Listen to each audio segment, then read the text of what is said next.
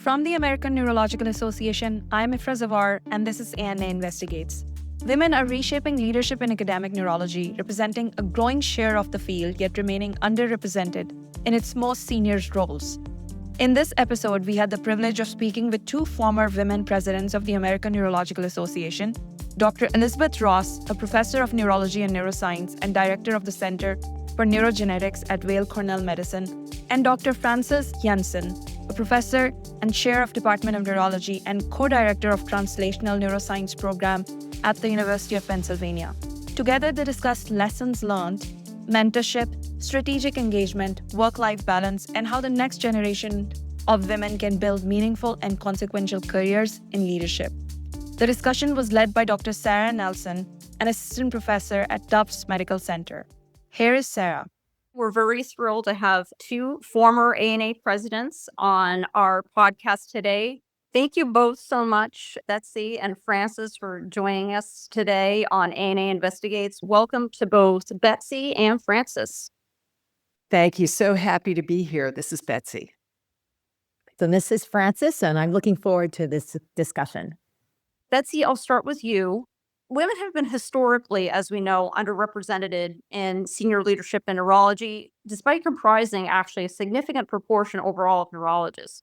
Why do you think this is the case, and what do you think have been potential barriers to assuming senior leadership in neurology? Well, I think happily the situation is changing. We've enjoyed seeing many departments of neurology over the last several years have women take on the chairmanship of the departments. And perhaps in the past, one of the major barriers has been lack of role models. Women tend to see themselves in the leadership that's before them, and I think that's had a very positive influence recently. I'd like to add a little bit to that, given that I've been a chair now for 14 years. And during that 14 years, I totally agree with Betsy. There have been many women joining the ranks of department chairs. And now we're seeing women become deans and other chancellors and other kinds of positions that are higher leadership even. And I think it is a matter of positioning yourself in your earlier and mid-career to have those role models that Betsy's talking about and to stay engaged with maybe a wider network than just your own institution. When somebody becomes a chair, a good amount of the time, I should say, you move to a new institution. And in order to be known nationally for your work, your scholarly, educational accomplishments, your research, it does take being at national meetings and trying to interact with a national network. And the American Neurological Association, for instance, is a great place for that networking to start and to try out your leadership and be seen by others on committees, et cetera. So I think that can really help move women further, looking not just in their own institution, but well beyond. It's interesting. You both touched on similar themes, which is networking, having role models to emulate, if you will. Has that been true in your own careers as well, as you have assumed leadership positions in neurology? Yes, I think so. And I wouldn't say these were all women role models either. They were role models in general. I think I picked different lessons up from different kinds of physician scientists, PhD scientists, people who were largely educators.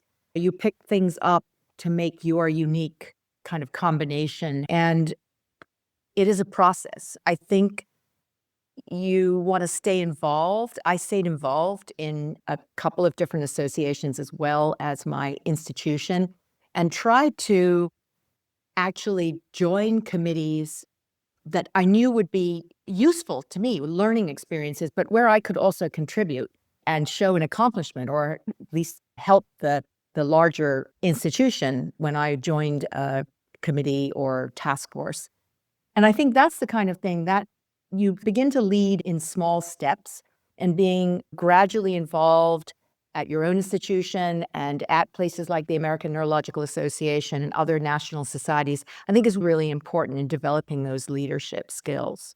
So I always give people the advice, especially young faculty members who have been told a lot to never get on a committee. It's a waste of your time. You just focus on your own early building blocks. And I would say, I think you do want to very strategically get on some outside activities that aren't necessarily your own task set, but they're things that will get you to open your eyes up and be seen by others. And you can try out, how do you advocate for a message of one kind or another? How do you finish what you start? These are all really important elements of developing leadership skills and being seen as a leader. I couldn't agree more. Frances, you're absolutely right. I would only emphasize that it's important to have multiple role models and to be selective about what aspects you really want to be able to adapt and adopt, and to choose in the strategic planning of your involvement in organizations those missions that really resonate with your values and things that you would really love to contribute to, so that it's not simply an accolade on your CV. It's something that you really want to invest your energy into. Both of you just gave great advice. I'm learning so much. On a related note, as you both were presidents of the ANA, were there any additional lessons that you learned that you think would be helpful for those of us aspiring for leadership positions such as that?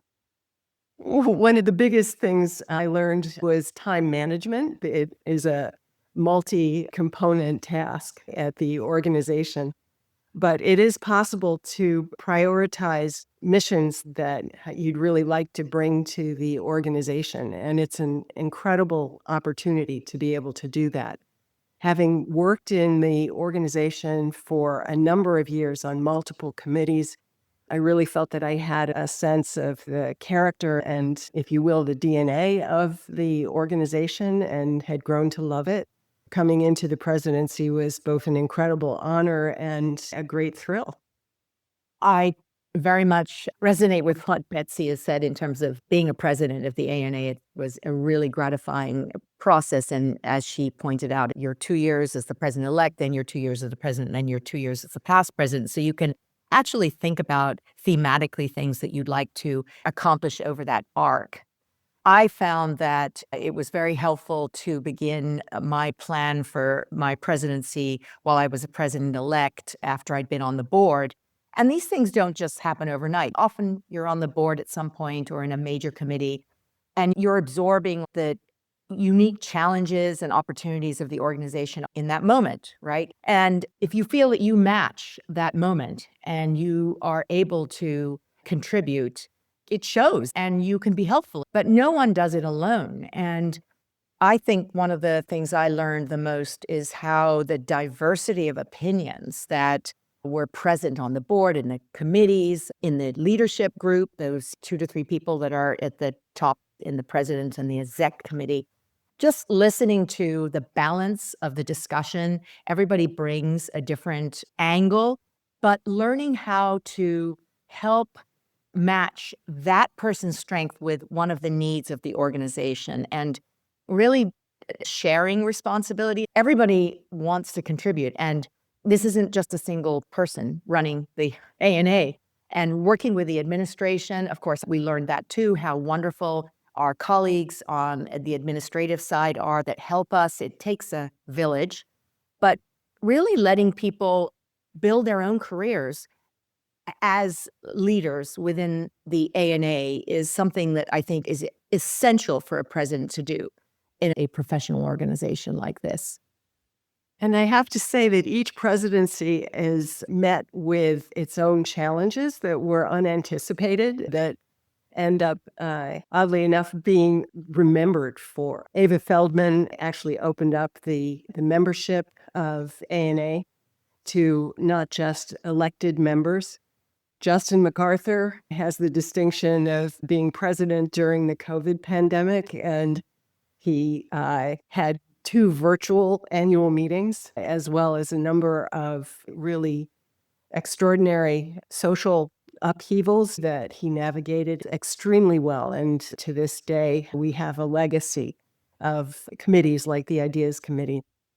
And Frances, you were the leader who brought us to a solid footing with our own standalone administration and restructuring that's really something that carries us forward. And we started in my term working on increasing interactions between academia and industry, as well as dealing with some of the vagaries of outside forces that are impinging on NIH and research right now.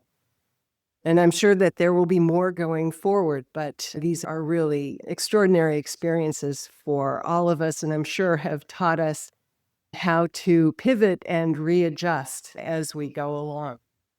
Yeah, these all sound like very important lessons and definitely some things to learn from. To take a step back for those of us who perhaps are a little bit more junior in our careers, maybe just starting out, are there any sorts of leadership opportunities or experiences or courses or other sorts of things that you would recommend or suggest to help augment our leadership abilities? We all know that there are courses that are available, and I think everybody should take at least one formal course at some point in their career, whether it be ELAM or one of the big courses that are run by different institutions.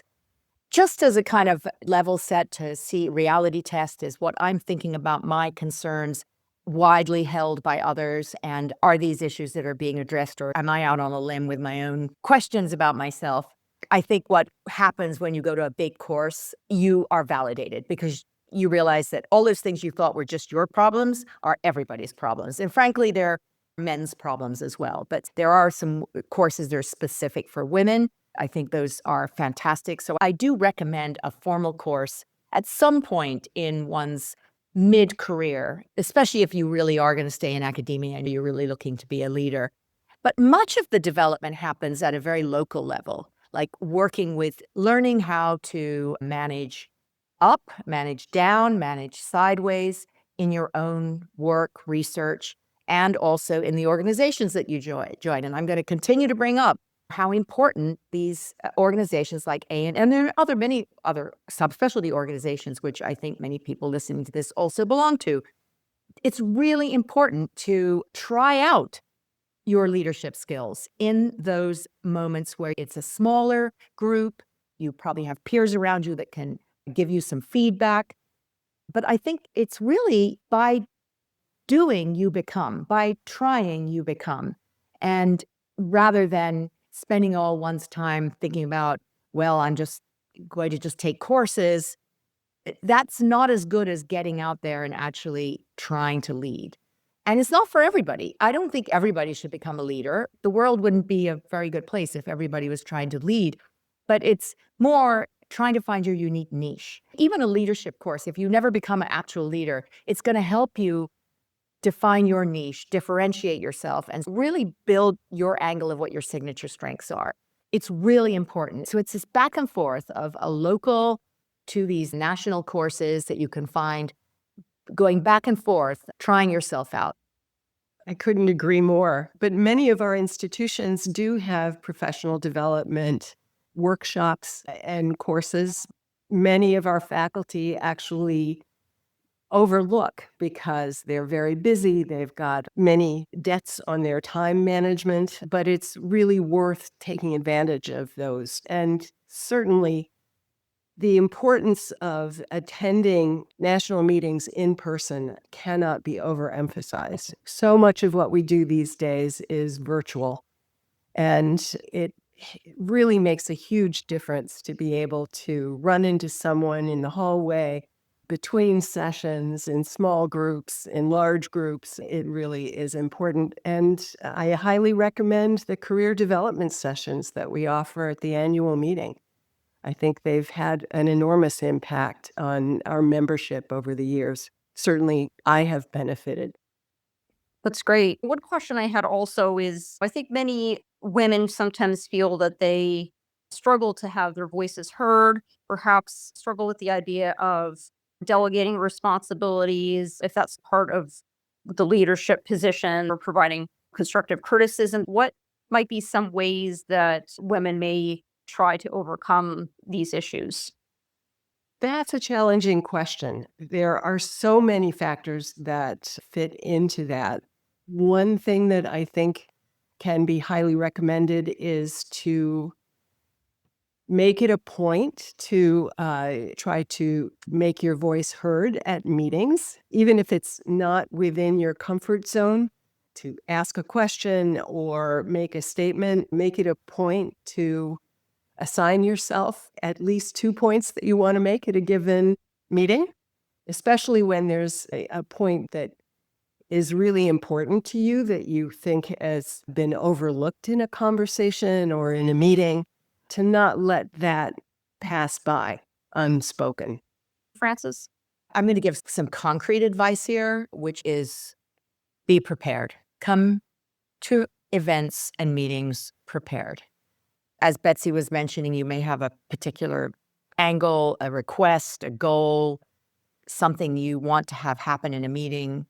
And I can tell you this from being a leader, one has to be prepared for meetings and have a game plan, have thought about the alternatives, have thought about the questions that you might be challenged against your point of view, and have the data that you need to push your idea through and justify your asks in some cases. Being prepared builds confidence. It builds confidence, especially for younger people, I think, not just leaders, but younger people. If you come prepared to a meeting, you could write down a few notes, jot down some bullet points. It takes that sense of apprehension away a bit because you come with a job to be done and you just get moving on it. This is a case in which being prepared for meetings and for public events, it's incredibly important. You just come in from a much stronger place. Thank you. That very much makes sense. And sometimes becoming leader also means managing other responsibilities, such as at home with family life. How do you best strike this balance? I feel that you have to be a bit of a planner. And I think our medical training and certainly research puts you on like a planning mode from medical school on. You're basically planning in 4 or 5 year aliquots. If it's getting from medical school to residency to fellowship to a job, a K grant to an R01, you're talking like a plan, right? And you can apply some of this more strategic thinking actually to your private life. You can be a little bit more organized so that you can save time for family, friends, other extracurricular aspects of your life. And again, making it easier for you to come and do your job during the day. But when you get home, you may have to turn your attention to family members, and you may have to hire people to help take some of the little tasks away from you so that you don't need to be running around doing chores instead of working with your primary school son or daughter who's trying to learn to read. And you have to have priorities. So it's a lot about organization and priorities. And of course, that's way easier said than done. But if you even just attempt to look at every month and go, where are the bumps in this month? How am I going to get myself prepared so that I can do this a little bit more seamlessly without really my family life suffering or my personal life? I think it's something you learn over time. And I see it in people doing beautiful jobs of this in their junior career, where people, men and women, are having families and they're moving, and they may be a sandwich generation with an older parent. I think people just should give themselves a break, realize this, a little bit of this has to be planned too, and that will help you find your balance. If people could reflect on just, do I really think about this that much in the way I organize my work life? You probably will say, no, I just take everything as it comes in my personal life. Well, there are parts of it that you can anticipate and plan around and have backup systems. And this is a perfect place to hone your delegation skills. It's very important not to think that you're going to have everything under perfect control at all times. And it's not a defeat to ask for help from other family members or even good friends, and certainly your significant other. And it's really important to make that effort, because one of the biggest mistakes that I see early career investigators make is saying, I don't have time to go to that meeting, or I don't have time to accept that invitation to speak. Those are opportunities that are really important for your career development, whether you are looking for a leadership position or just your progression in your own area of academic medicine. Thank you both so much. That was great advice. And on to the last question. How do you think the landscape of women leading in neurology will continue to evolve as we look forward to the next few years and decades? I think increasingly we won't think of ourselves as women or men. We're just going to be thinking about the goal and different styles of leadership that I think we all share. The future of neurology and our ability to work in areas of discovery and translation from fundamental insights to the clinic is just mind-boggling and is going to continue at a very rapid pace. So I really look forward to the day that just we see the kind of richness in all of our activities that we deserve. I share Betsy's optimistic view. I think that if you look at the pipeline of women, as you pointed out, that over half of medical school classes are women. And in many residencies, there's actually more women than men in neurology and many other fields. So I think we're seeing an incredible pipeline that's happening right now. And we're seeing ranks of women in our field and every other field for that matter, but definitely in neurology, grow as increased percentage for sure. I think that one of the ways I feel most optimistic about this is that as our field has evolved, we have increased the diversity of opportunities in our field. It's not just a bunch of physician scientists sitting around doing research and running back to their lab and clinic back and forth. There are so many kinds of careers, from master clinicians, from clinical trialists, from clinical researchers, yes, wet bench lab people as well, people who are educators and people who actually go into industry. There are so many new types of neurologists that you can be that I think this is going to be very appealing to many different kinds of women who may have come from different types of backgrounds and skill sets. There's basically something for everybody, and I am extremely optimistic about the landscape of women leaders. You're so right, Frances. I think we have the opportunity to actually forge the futures that we see for ourselves. And we shouldn't think that a career has to be pigeonholed into one category or another, but we can really think about what aspect of what we do makes us want to get up in the morning and get to work. These are all really great points. I wanted to thank you both so much for being on the program today. I really appreciate your time and your thoughts. Thank you. It was great having this conversation. I learned and thought about a lot. So I hope that people feel as enthusiastic about their careers as women in neurology as we do. Truly appreciate it. That was Dr. Elizabeth Ross of Weill Cornell Medicine and Dr. Frances Jensen of the University of Pennsylvania, interviewed by Dr. Sarah Nelson of Tufts Medical Center. ANA Investigates is the official podcast of the American Neurological Association. The show's producers are members of the ANA Education Innovation Committee, chaired by Sarah Nelson and Sharon Ellen Govan. I'm Ifra Zawar, podcast host and executive producer. Our production team this month included Sarah Nelson and Jen Hurley. You can listen to the past episodes of the show, subscribe to us so that you never miss an episode, and access all of the ANA's education program on the Education tab at myana.org. That is it for ANA Investigates. See you next month.